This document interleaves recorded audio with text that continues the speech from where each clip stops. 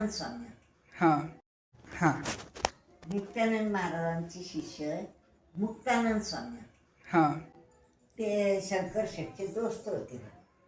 ते आले का तिथं उतरायचे कुठं? शंकर शेठच्या घरी.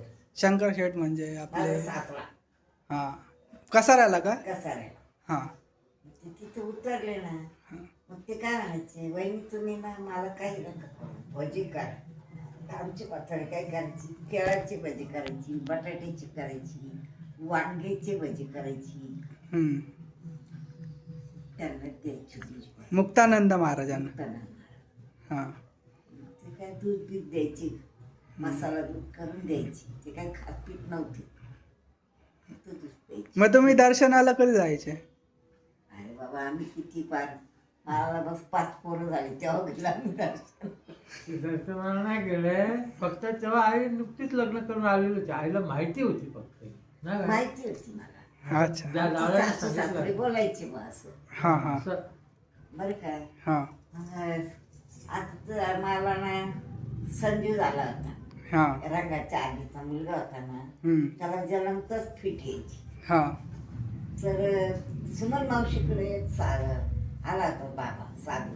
तो काय म्हणे, तुम्ही याला घेऊन जा, हां वज्रेश्वरीला घेऊन जा. हां वज्रेश्वरीला 3 कुंड आहे, हां तिथं त्याला आंघोळ घाला. हा. एक कडक पाण्याचं, कोमट पाण्याचं आणि गार पाणी, हम्म. 3 कुंडात त्याला आंघोळ घाला. हम्म. गेली गेली त्याची पिढा.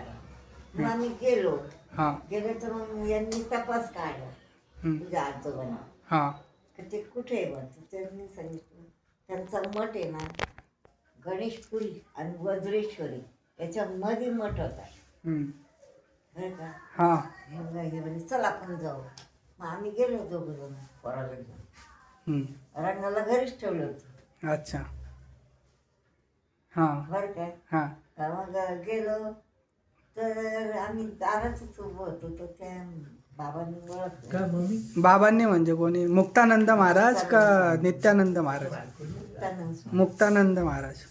ते म्हणे, काय रे विठ्ठल, हां बऱ्याच वर्षांनी आला मला भेटायला. हां हो म्हणे. हो म्हणे. म्हणजे लहानपणी पाहिलेलं आणि 5 पोरं झाल्यावर पाहिलं त्यांनी, हां तेव्हाची ओळख होती. अरे वा, तेव्हाची ओळख होती. तरी त्यांनी ओळख